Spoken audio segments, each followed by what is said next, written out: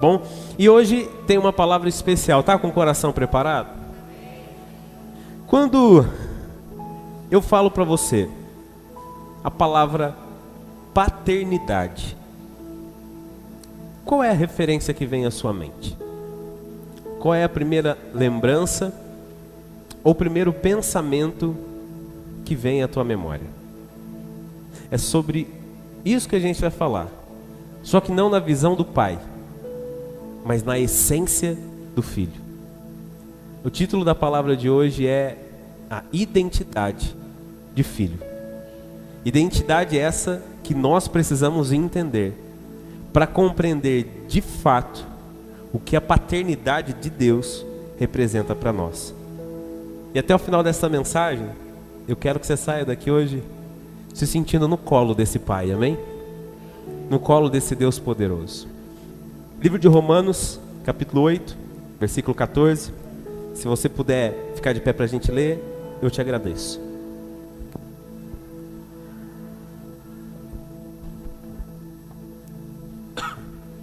Livro de Romanos 8,14.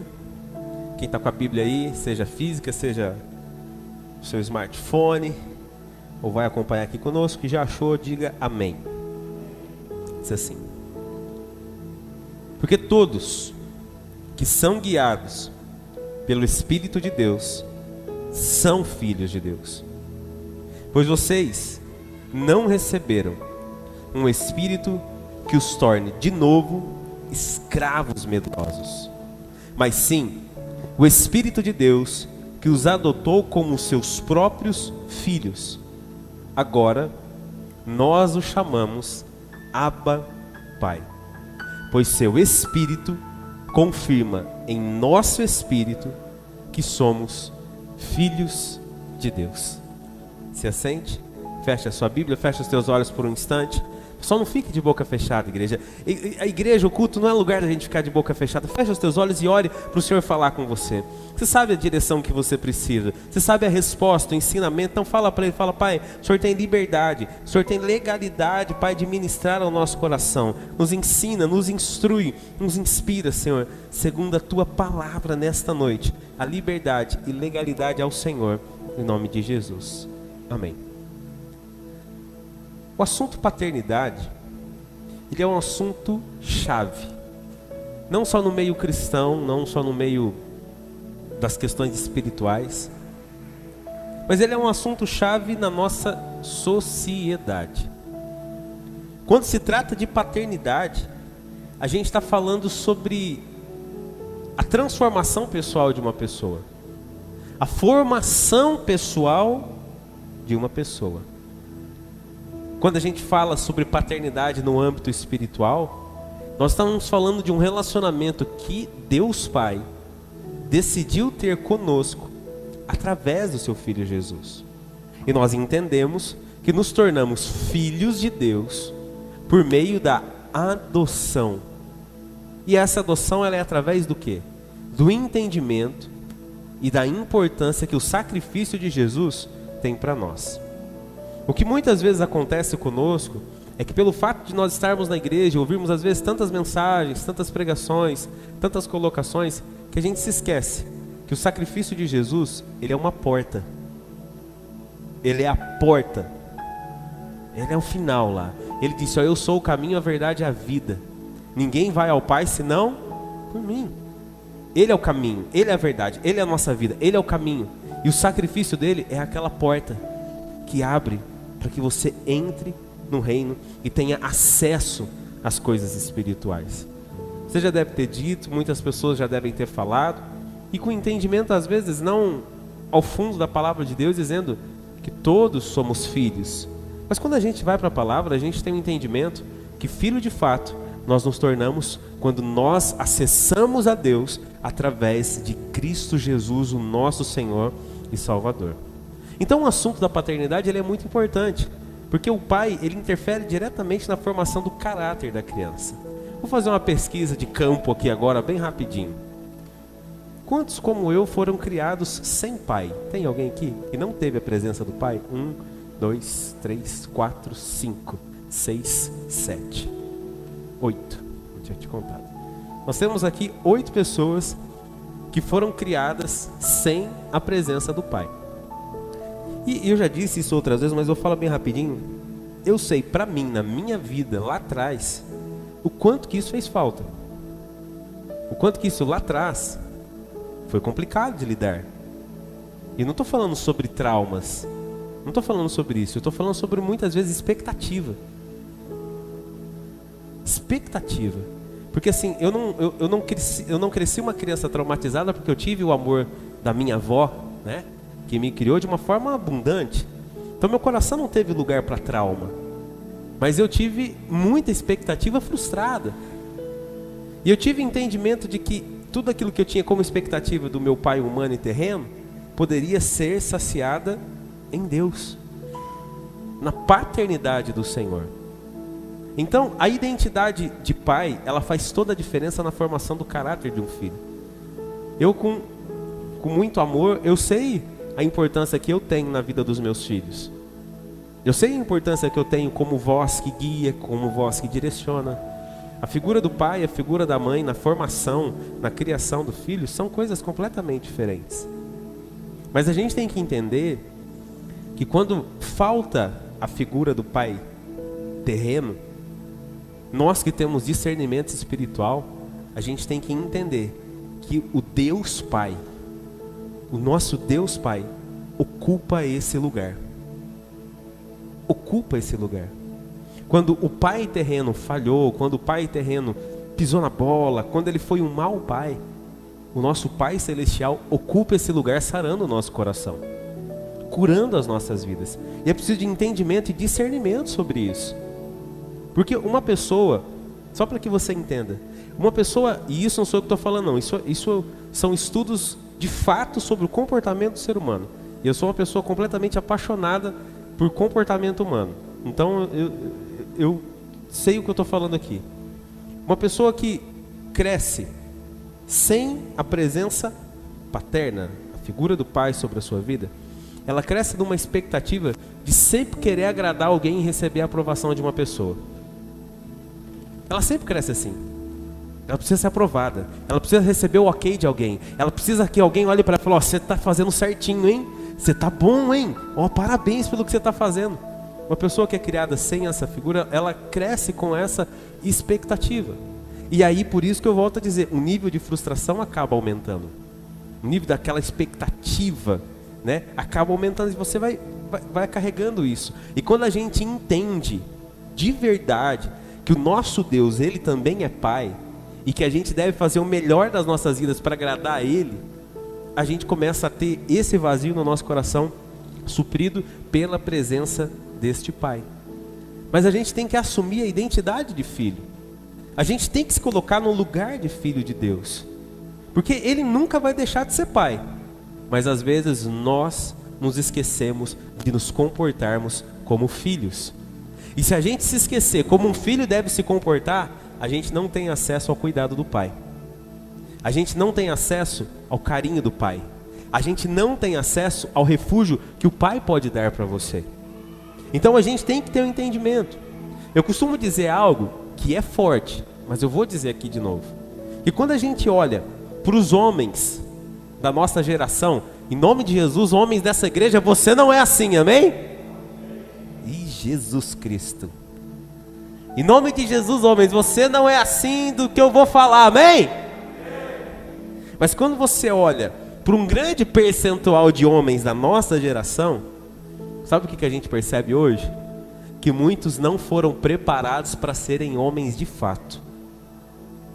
E por não terem sido preparados para serem homens, não conseguem ser pais. É verdade. Como eu disse aqui, cada um tem a sua posição. E quando a gente é homem, a gente tem que entender a posição que o Senhor nos chamou. E a gente tem que assumir as nossas responsabilidades. Eu entendo que é uma colocação forte, mas é uma colocação real. Porque pior, talvez, do que não ter um pai presente na sua vida, como o caso de vocês que ergueram as mãos, pior do que não ter um pai presente, é ter um pai presente que não entende o sentido da paternidade. É ter um pai que é presente, mas não consegue exercer aquilo sobre a vida do filho. Uma pessoa que não entende quem ela é. Uma pessoa que não compreende aquilo que está nas mãos dela. Que não consegue cumprir o seu papel. Nós precisamos entender quem nós somos. Por isso eu volto a dizer, para a gente provar da paternidade, do cuidado de Deus, para a gente provar desse lugar de refúgio, a gente precisa entender quem nós somos diante do Senhor. Agora pensa de forma geral comigo, aquilo que eu falei no começo. Quando eu falo paternidade, essa palavra, o que vem à tua memória? O que você pensa sobre isso? Quais são as referências que vêm na tua mente? Se eu te perguntar para você assim, o que você espera de um pai? O que você consegue imaginar comigo? Pensa um pouquinho comigo aí, o que você consegue imaginar quando a gente fala sobre paternidade, sobre pai? O que você espera de comportamento de um pai para com seus filhos? Acho que a coisa mais básica que um pai de verdade tem que carregar no seu coração é a certeza de que ele conhece o seu filho. É simples, parece bobo, mas é verdade. O pai que não conhece o filho é porque não tem relacionamento com ele. E se tem uma coisa que Deus sabe, é quem nós somos. Olhe para o seu irmão e diga para essa pessoa abençoada, linda de Jesus perto de você. Diga, o Pai sabe quem você é. O Pai sabe quem você é. Ele sabe quem você é. A tua identidade, por mais que às vezes não esteja definida aqui para você, quando Deus olha do céu para você como Pai, Ele sabe exatamente quem você é. Ele não se confunde. O amor dele não te confunde. O cuidado dele não se confunde com você. Ele sabe exatamente quem você é. E por saber quem nós somos, por ter nos criado tão bem, Deus sabia que a palavra jamais poderia faltar em nós para nos guiar. Porque um pai que conhece o seu filho sabe dos seus pontos fortes, mas também sabe dos seus pontos fracos. Sabe das coisas que o alegram, das coisas que o entristecem. Olha esse texto do livro de Deuteronômio, capítulo 6, versículo 6. Deuteronômio 6:6. Guarde sempre no coração as palavras que hoje lhe dou. Um pontinho aqui, ó, antes da gente seguir, olha para cá. Isso aqui é Deus falando com Israel, com seus filhos, amém? Deus está falando com os seus filhos. Diga, Deus está falando comigo. Guarde sempre no coração as palavras que hoje lhe dou. Olha a sequência, versículo 7. Repita-as. O que tem que fazer? O que a gente tem que repetir? Vamos lá. No primeiro versículo, o que o Senhor está falando? Volta para mim, filho aí. Guarde sempre no coração as que hoje lhe dou. Quem está dando a palavra? Deus. A versículo seguinte: repita-as com frequência aos seus filhos. Converse a respeito delas, quando estiverem em casa e quando se deitar e quando se levantar. Agora vem o mais impressionante que Deus coloca aqui. É claro que o judeu em si, ele acabou levando isso para a forma literal, né? Eu esqueci, filactério, quase me fugiu o nome. O judeu, ele carrega um filactério, que é um negocinho que coloca aqui na testa, não sei quantos vocês viram. É um cordãozinho que amarra na mão e vem e fica até aqui na testa.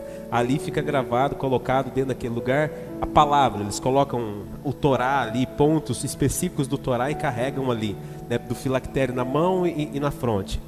Mas quando o Senhor está falando isso, Ele não está falando para você ir lá escrever e colocar na testa. Não é especificamente sobre isso. Ele está falando no sentido de entendimento. E aí ele diz o que aqui no versículo de número 8: amarre as mãos e prenda a testa como? Por que a mão e a testa? A mão. Porque eu nunca me esqueça da palavra de Deus quando eu for fazer algo. E por que atesta? Porque os meus pensamentos, o meu entendimento precisa sempre estar mergulhado na palavra de Deus. É sobre isso que ele está falando. Então o Senhor está dizendo para mim assim, ó, você vai precisar se lembrar todos os dias da palavra. Você vai precisar meditar nela. Você vai precisar falar dela. E você vai precisar se lembrar todos os dias quem você é. É como se Deus estivesse dizendo assim, eu não me esqueço de você, mas talvez você se esqueça quem você é. E se você tiver desejo, vontade de meditar nessa palavra, você nunca vai se esquecer de quem você é, de quem você foi escolhido para ser. Cabe a nós entendermos quem nós somos, cabe a nós buscarmos isso com intensidade e termos a revelação de quem nós somos de fato, direto no nosso coração pelo Espírito. Não foi isso que nós lemos aqui? Versículo 16 do capítulo 8 de Romanos que a gente leu. Pois o seu Espírito confirma, algumas versões dizem, o seu Espírito testifica ao nosso Espírito que somos filhos de Deus. Nós fomos feitos filhos de Deus. Olha o texto, olha esse texto de João capítulo 1, versículo 12. João 1, 12. João 1,12 diz assim: mas a todos que creram nele e o aceitaram, ele deu o direito de se tornarem filhos de Deus. De quem que está falando aqui? De Jesus. Diga comigo, é sobre Jesus. E se nós nos tornamos filhos de Deus, a gente entende quem nós somos, a gente entende essa identidade. O filho precisa compreender que ele tem acesso a lugares que outras pessoas comuns não têm. Se nós entendemos que somos filhos, a gente tem que entender que a gente vai desfrutar de algumas coisas do Pai que outros não desfrutam. A gente gosta de muitas pessoas. E quando a gente gosta de muitas pessoas, a gente tenta cuidar bem, a gente abraça, a gente dá carinho. Mas e para o filho? É diferente, não é? Meus filhos me conhecem na intimidade quem eu sou. Aqui na igreja eu oro por você, eu te abraço, a gente sorri, a gente conversa, a gente se aconselha, a gente se apoia. E a gente se conhece daqui, acabou aqui, você vai para sua casa, eu vou para minha casa, se você precisar de mim, estou à disposição. E eu sei que se eu precisar de você, você vai estar à disposição. Mas meus filhos me conhecem quando essa porta se fecha, eu vou para casa. Então meus filhos têm acesso a mim e ao meu coração que vocês não têm. Quem está entendendo isso aqui, diga amém. Então se a gente entende a nossa identidade de filho, a gente vai ter um lugar em Deus que outras pessoas não vão conseguir acessar. A gente vai provar de experiências com Deus que outros não vão conseguir. E a forma com que eu me relaciono com os meus filhos é diferente. A forma com que eu me relaciono com o André e demonstro amor por ele é diferente da forma com que eu me relaciono com a Elô e demonstro amor por ela. Porque a linguagem do amor de cada um é diferente. Quem está entendendo isso aqui, diga amém. Quem tem mais de um filho aqui? Seus filhos são iguais? De jeito nenhum. Totalmente diferente, gente. Criado na mesma casa, com a mesma comida, com o mesmo pai, com a mesma mãe. Mas são totalmente diferentes. O que um compreende mais fácil, o outro não. Um que entende mais fácil, o outro não. Vou fazer uma pergunta melhor ainda. Quem aqui, porque talvez você não tenha filhos ainda, mas quem aqui foi criado numa casa com mais irmãos? Não foi filho único, ergue a mão. Você é igual aos seus irmãos. Eu sei que é irmãos, tá, irmão? Só para brincar. Você é igualzinho aos seus irmãos? Você pensa como eles, age como eles? Às vezes estão querendo enganar seus irmãos. Entende isso, abençoado? A gente não é igual. Graças a Deus. Glória. A gente não é igual. Mas o pai e a mãe se relacionam com todos os filhos. É isso que eu quero que você entenda nessa noite. Você é único, é única, é especial, é filho e é filha. E você acessa lugares no seu Pai que o outro que está do seu lado não acessa. Deus vai se revelar a você na intimidade de formas que não se revelará a outros. Porque a maneira com que eu busco a Deus é uma, a maneira com que você busca é outra. A intensidade que eu aplico é uma e a intensidade que você aplica é outra. Então Deus vai me responder de uma maneira e Deus vai responder a você de uma outra. Que eu o compreenda e que você o compreenda.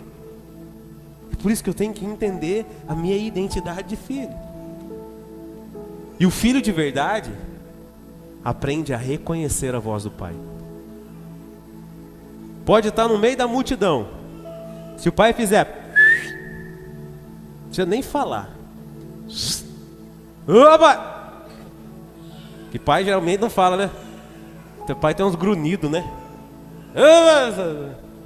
Faz aí agora. Só o filho já entendeu. Vai moiar pra mim, deixa eu parar. O negócio vai pegar. Não precisa nem falar. Já entendeu. Porque o pai e o filho que tem relacionamento conseguem entender a linguagem. Mas tem gente que não consegue discernir a voz de Deus, gente. E Deus fala conosco. Eu já disse isso aqui da forma com que Deus fala. Quando a gente é filho, a gente vai provar de um cuidado e um amor que outros não acessam, que outros não chegam lá, que outros não conseguem alcançar. A gente precisa entender isso. Quando a gente é filho, a gente entende que a gente tem nele um lugar de refúgio e segurança. Agora no finalzinho de tarde, eu estava correndo no trabalho, a gente precisou fazer umas entregas lá. E eu saí, já devia ser umas 15 para 5, eu saí 5 horas. E a gente estava indo fazer uma entrega e eu vi o tempo fechando assim, ó. O tempo fechando, um negócio de nuvens pesadas, sobrecarregadas assim. Na hora, eu já lembrei da Heloísa. Porque Heloísa morre de medo de chuva. Heloísa morre de medo de chuva. E quando tem chuva em casa, eu estou em casa, onde ela vem? Encosta. Ela gruda, ela cola. Porque ela quer se sentir segura. É isso que eu quero que você entenda. Sabe aqueles dias que você está acabado, cara? Você está destruído, você está destruída. Você não tem força nem para orar. Vai para o colo dele. Se joga lá de joelho. Se precisar só chorar, só chora, porque ele vai entender as tuas lágrimas. E a hora que você menos esperar, você vai sentir ele te envolvendo ali, te abraçando. Aqueles dias que você tiver medo, que você não souber que rumo tomar na sua vida, deixa ele te envolver. Sabe o que é maravilhoso do relacionamento do pai conosco? É que com um pai de verdade, você pode compartilhar os seus sonhos. Porque o pai que ama, cuida e conhece quem é o filho, vai sempre dizer para ele: é possível, estou com você. Você pode partilhar os seus sonhos para Deus. Você pode partilhar os seus sonhos diante dele. E aí vem algo maravilhoso. Que além de nos fazer filhos, ele nos tornou herdeiros. Você consegue entender a magnitude disso? Nós somos herdeiros dele. Só que aí tem gente que fala: sou herdeiro de Deus. Oh, glória! Ele é o dono do ouro, da prata, de tudo. Amém, ele pode fazer o que ele quiser. Mas o reino dele não é comida, não é bebida, não é desse mundo. Quando a Bíblia nos apresenta como herdeiros, ela está falando sobre o reino dele, sobre as coisas espirituais, sobre aquilo que eu posso ter acesso nele, sobre as coisas sobrenaturais que eu posso desfrutar na minha vida. E tem gente querendo ser herdeiro de Deus para trocar de carro. Você trabalha, economiza, financia, guarda dinheiro e vai lá. Deus pode prosperar? Claro que pode. Ixi, ele é o Jeová Jireh, ele se apresentou assim. Mas o reino dele trata-se de coisas espirituais que se movem no sobrenatural. E a gente tem acesso a tudo isso. Por isso a gente não pode passar a nossa vida sem entender a nossa identidade, porque senão a gente nunca vai ter acesso a isso. A gente vai passar a nossa vida lamentando, sabendo que Deus é Pai, mas nunca nos relacionando com Ele. Quando eu entendo quem eu sou, eu tenho acesso a Ele. O Pai confirma que é o seu filho. O Pai testifica a nossa identidade. Diga comigo bem forte assim: o Pai testifica a minha identidade. É muito comum na nossa sociedade as pessoas se apegarem a títulos, sejam políticos, eclesiásticos, organizacionais, empresariais. E tem pessoas que não se desapegam dos títulos. Querem ser chamados de fulano, excelentíssimo senhor Megazord Joel. O cara quer o título. O cara quer o título. O título que eu quero é de filho. O título que eu espero no meu coração é o de filho. Porque eu vou mexer numa área delicada, mas eu vou falar. Isso não era nem para falar agora, porque eu já estou preparando uma série nova de mensagens chamada Discípulos. Depois, quando eu for pregar sobre ela, eu vou até falar. Mas tem gente que se apega no título: sou crente, sou evangélico, sou gospel. E agora definiram que um estilo musical gospel virou estilo de igreja. Que estilo é a sua igreja? Worship. Minha igreja é worship. Bacana, hein? Né? Troféu joinha pra você. Aí a gente vai para a palavra. E quando a gente vai para a palavra, Jesus ele disse, né? Vão por todo lugar, forma um monte de crente chato. Não, vão para todo lugar, prega o evangelho, porque quem crê no evangelho vai ser evangélico e vai ser um povo legal.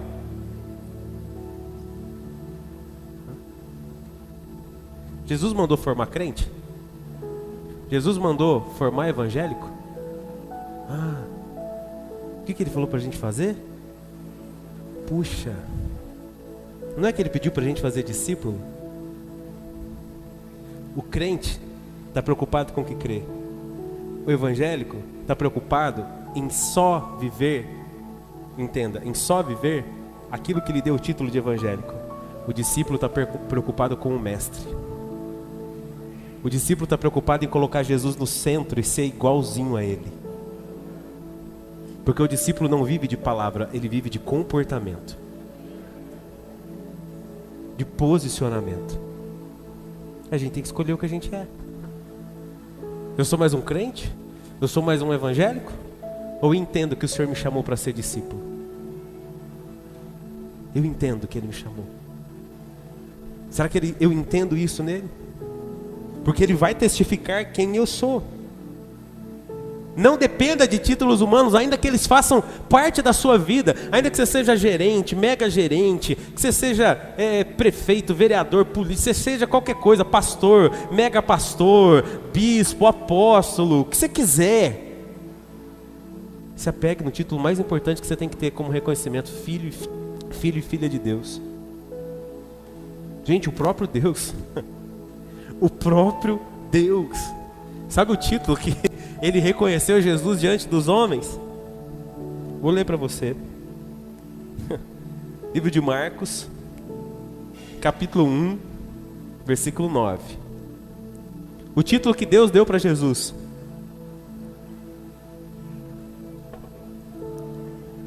Livro de Marcos, capítulo 1, versículo 9. Diz assim: certo dia Jesus veio de Nazaré da Galileia, e João o batizou no Rio Jordão.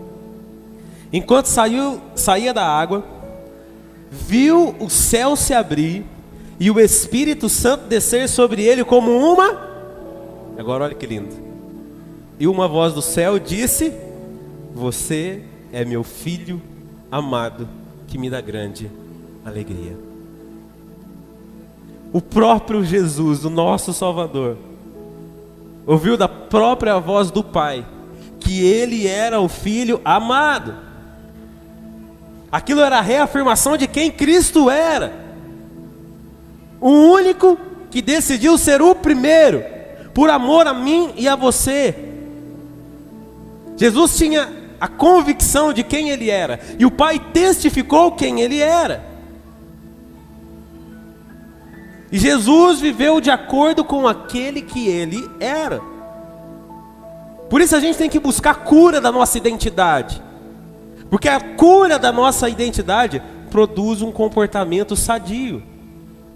Olha o que diz o livro de 1 João, capítulo 2, versículo 6. 1 João 2,6. Quem afirma que permanece nele, Jesus, deve viver como ele viveu.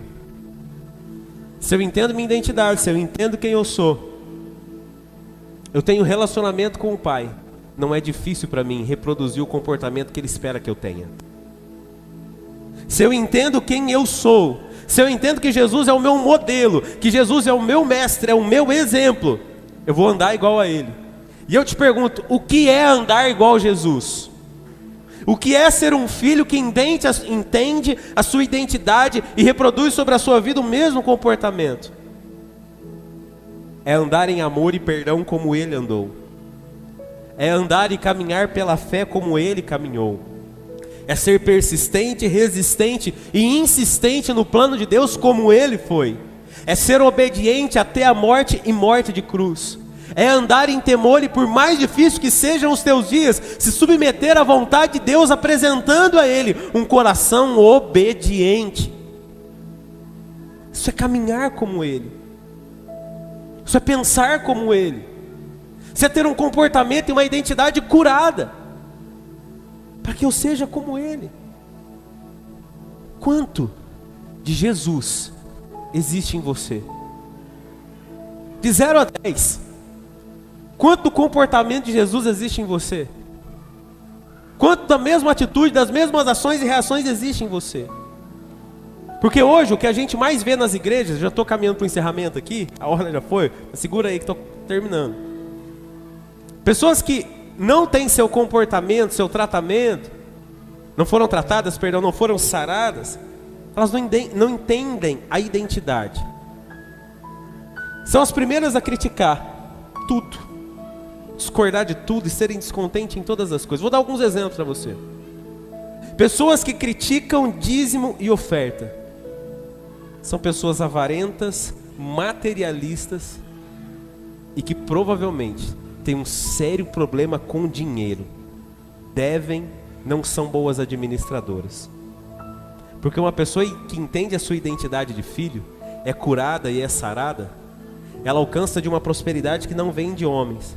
E a pessoa que é próspera não tem problema em exercer a sua fidelidade. Ela fica feliz em lançar mão da sua fidelidade.